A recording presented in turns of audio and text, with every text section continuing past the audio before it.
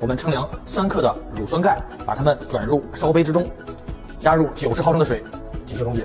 对乳酸钙呢，再进行一个充分的搅拌溶解。现在呢，我们把25毫升的海藻酸钠溶液转移出来，一会儿作为我们做蛋黄的原材料。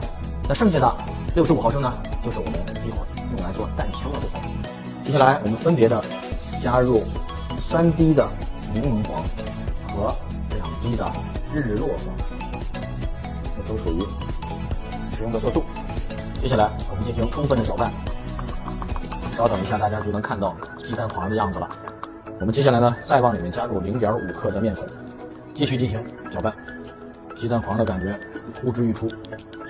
接下来我们为鸡蛋黄覆盖一层膜。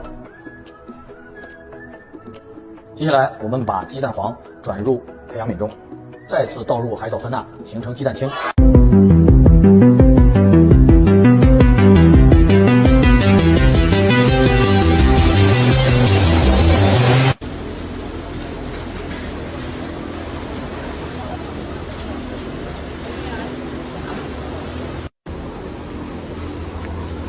1點鐘計叫咗10萬入啫。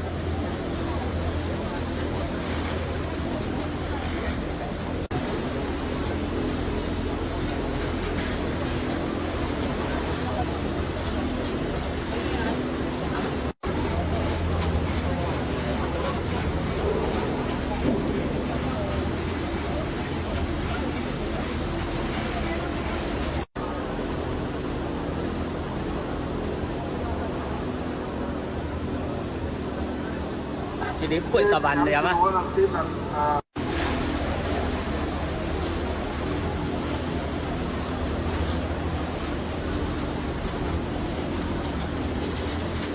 努力奋